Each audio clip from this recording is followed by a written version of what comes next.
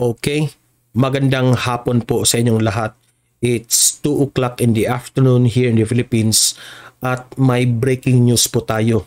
Itong si Congressman Arnie Teves ay nagsalita na tungkol sa nangyari kay Governor Ruel Digamo of Negros Oriental. Na alam naman natin na nagtrending ito noong isang araw na merong mga armadong kalalakihan na nilusob ang kanyang bahay at kinuha ang buhay ng gobernador, no? So matindi itong nangyari na ito.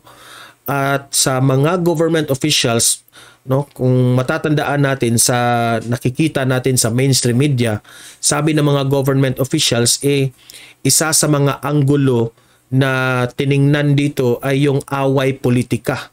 At itong si Congressman Arnie Teves ay isa ito sa mga rival ng Negros Oriental sa ni Governor Ruel Digamo, rivalry sa mga politika, no? So nagsalita na itong si Congressman Arnie Teves.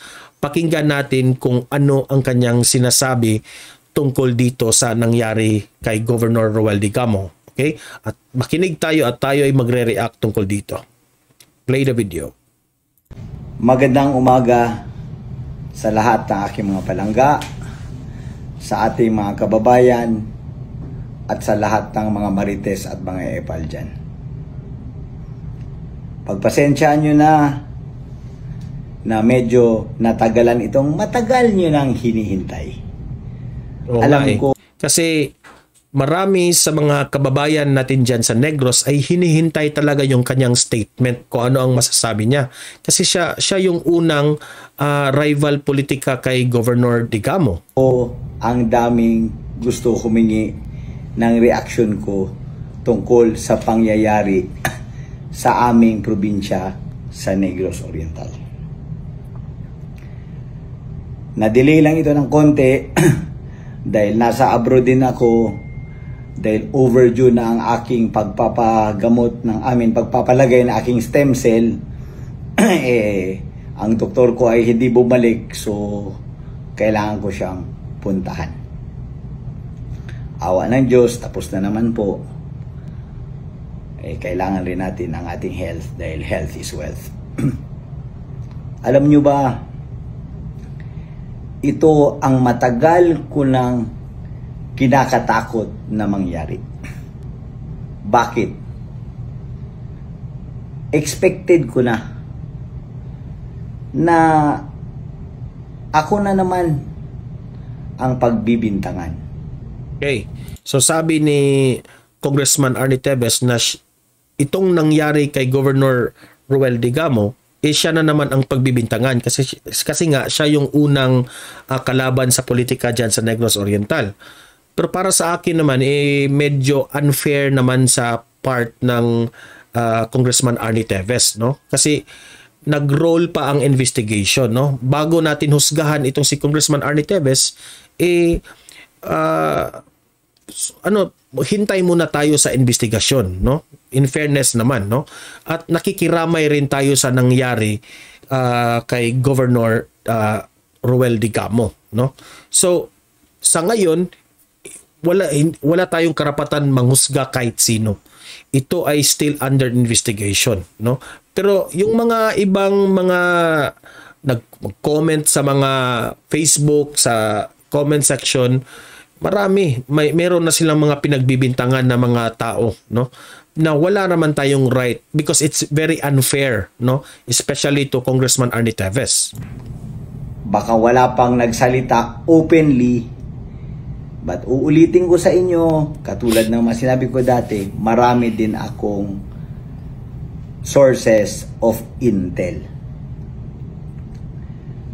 Ngayon, napag-alaman ko na merong ibang mga tao dyan na gusto akong idiin.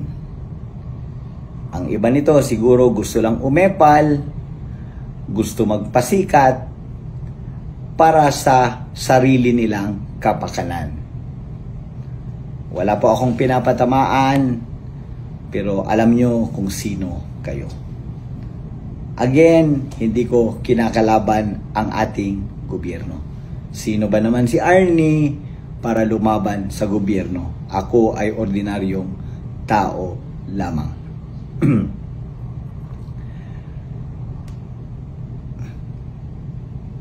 Nakakatakot ang mga ganitong pangyayari.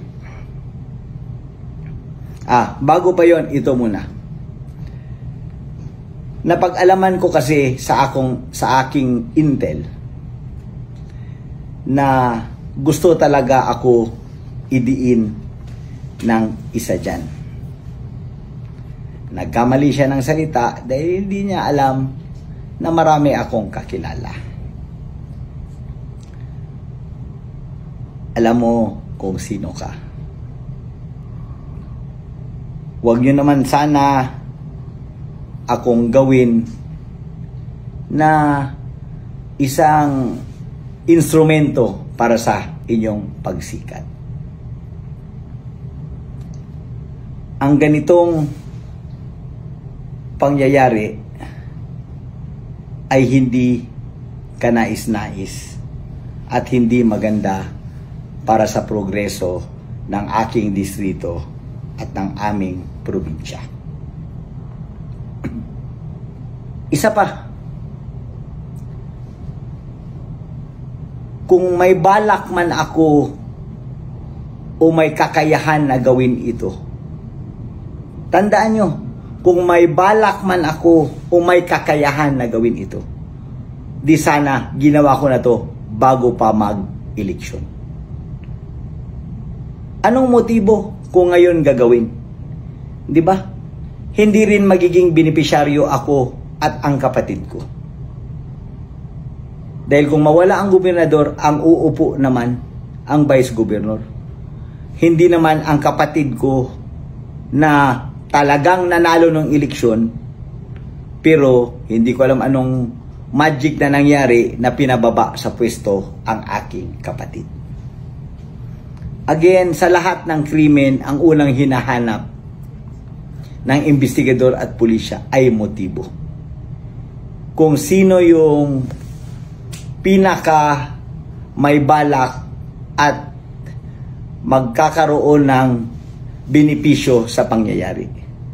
Sa totoo lang, wala kaming makukuhang benepisyo dito sa pangyayaring ito. Nakakatakot ang ganitong mga pangyayari. Kaya ako nananawagan sa ating magaling at mabait na presidente, Sir Mr. President BBM, umaapila ako, pakisabihan yung tao nyo na ipabalik na ang aking lisensya ng mga baril para naman sa aking proteksyon at proteksyon ng aking pamilya. There was a time na kasabay nung tinanggalan ako ng lisensya ng baril, tinanggalan pa ako ng bodyguard. Kailan lang nalaman ko na naman na may order na naman na mag-search warrant sa lahat ng may unlicensed firearms. Pagbalik ko, agad-agad isusurrender ko na ang aking mga baril. Partial lang yung unang na-surrender. Dahil nung nangyari yon, wala ako sa probinsya. At hindi mabigay nung aking inutusan ang iba ko pang mga baril. Isusurrender ko po lahat yon ayon sa batas dahil walang taong above the law. Nung sinurrender ko nga yung una kong mga baril, sa totoo lang, wala pang sulat galing sa FEO na kailangan ko nang isurrender. Walang due process. Ngayon, hindi ko pa nga alam kung ano yung tamang proseso. Kailangan ko ba kumuha ng permit to transport? Dahil baka hulihin ako sa daan habang papunta sa pag-surrender ng aking mga baril sa nearest police station as required by law. Ngayon, mapunta tayo sa video. Nakita nyo na siguro ang video nung pangyayari. Nakita natin kung gaano kagaling at kapropesyonal ang gumawa ng krimen.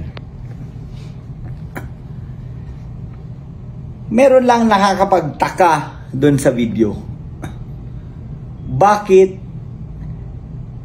nakapasok or pinapasok ng ganun lamang yung mga tao? Oo nga pati ako nagtataka ako doon. Bakit yung mga armadong kalalakihan ay easy lang silang nakapasok doon sa gate, di ba? So parang medyo may konting kumpiyansa yung mga gwardiya doon. Na sa aking sariling pag-aanalisa ay parang magkakilala sila nung nasa gate. At oo nga kasi nag-uusap pa yun nag-usapan pa sila, di ba? Hindi lang posible rin naman, no? Analysis yan ni Congressman Arnie Teves. Yun, syempre kakilala, siguro nakapasok ng wala man lang kahit konting resistance. Alam ko naman na marami ding gwardiya yung ating yung yumaong na gobernador. In fact, dati tinanong ko yun kung bakit sobrang dami ang kanyang gwardiya samantalang ang allowed sa amin ay 2 lang. Ang allowed sa isang politiko ay 2 lang na gwardiya galing sa gobyerno. Puwera lang sa ating presidente. Mga netizens, ito ang pagmasdan nyo at tingnan nyo ng paulit-ulit. Pati ang aso, kilala. Oo nga napansin ko yung aso, no? Pagpasok ng mga kalalakihan, nag-wave yung kanyang ang tail ng aso, no? Di ko rin alam. I'm not expert on sa mga body language ng aso, pero napansin ko yun na pagpasok yung tail ng aso what do you call that one? Move. Ang pumasok. Bakit ko nasabing kilala? Tingnan nyo yung aksyon ng aso doon sa video. Hindi man lang kumahol, kung hindi, kumawag pa ang buntot. Kung baga parang kumakaway-kaway pa yung kumakaway pala aso. Isa o 2 aso. Basta, I'm sure there was one dog na kumawag pa ang buntot. Hindi man lang kumahol. Ako ay sang-ayon sa nabasa kong statement ni Congressman Ace Barbers tungkol sa lahat ng violence sa ating bansa. Ang daming mga pangyayari na unsolved pa. Sa amin, hindi man siguro nasama doon sa listahan ni Ace Barbers dahil mga politiko lang yon. Ang pagpatay kay Rex Cornelio, ang pagpatay kay Avilex Amor, hanggang ngayon wala man lang isang suspect. So, ibig sabihin ni Congressman Arnie Teves, dyan sa Negros Oriental, dami ng mga namamatay tungkol dyan sa away politika. Okay? Gamit pa nun, kotse, ang isang kotse nun na nakuha sa video, kotse ng provincial government ng Negros Oriental. Ngayon, nakapagtaka kung bakit ang ibang kaso napakatagal-tagal ang usad. Sabay ito, pagkabilis-bilis na kaagad may mga nahuli daw na mga suspect. Hindi ako nagdidepensa o nagsasabi na hindi ito yung mga suspect. Pero sa akin lang, parang sobrang galing naman, sobrang bilis. Sabay, pag ibang tao, sobrang tagal. Bakit ganon? At sa galing nung nakita ko sa video, hindi ako maniniwala na ganon-ganon lang kabilis mahuli yung ganong klaseng mga tao. Hayop sa galing. Parang pangsining. Hindi ako maniniwala na ordinaryong mga sibilyan yun sa nakita natin na galaw nila. Alam nyo, itong sinasabi ko ay hindi kwento ko lamang, kung hindi base lang sa video na nakita ko.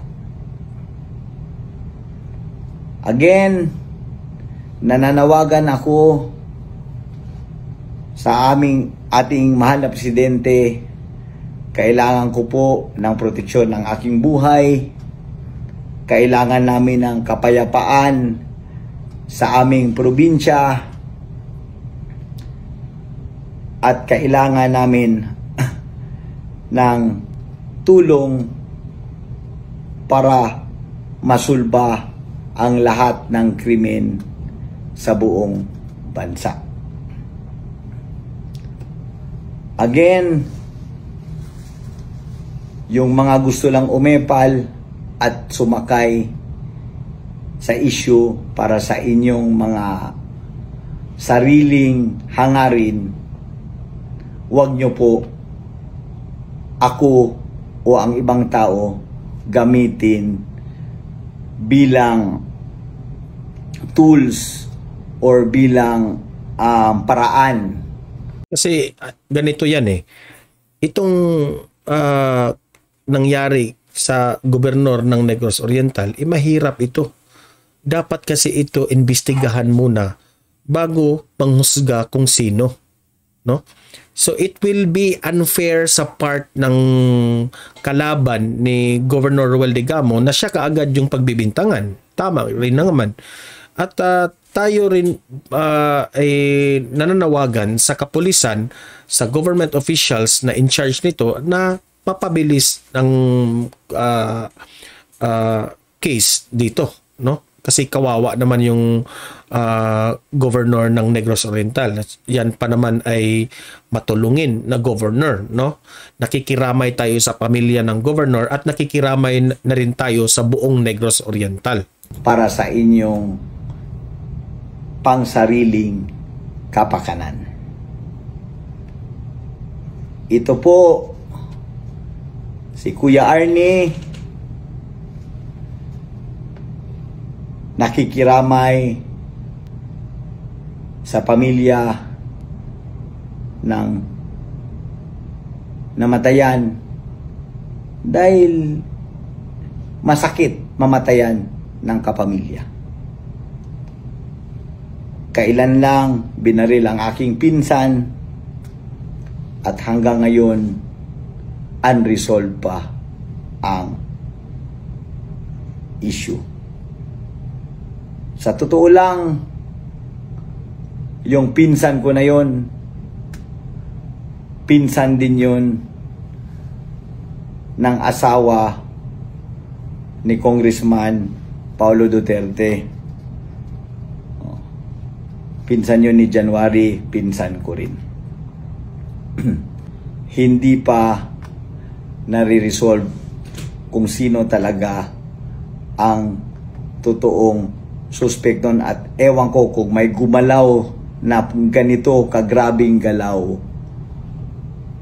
para mahuli ang suspect sa pagpatay ng aking pinsan.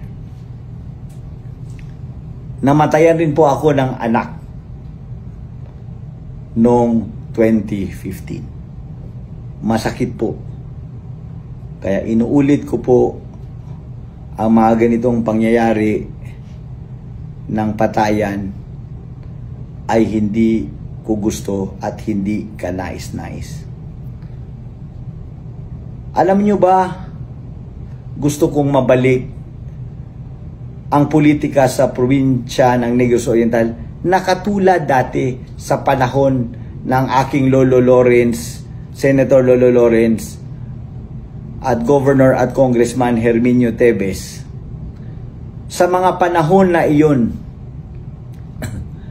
ang mga katunggali namin sa politika, nakikita ko sa bahay namin tuwing Fiesta November 25 at tuwing birthday ng lolo ko April 25 at tuwing birthday ng lola ko na May 14. Lahat ng eleksyon nasa buwan ng Mayo.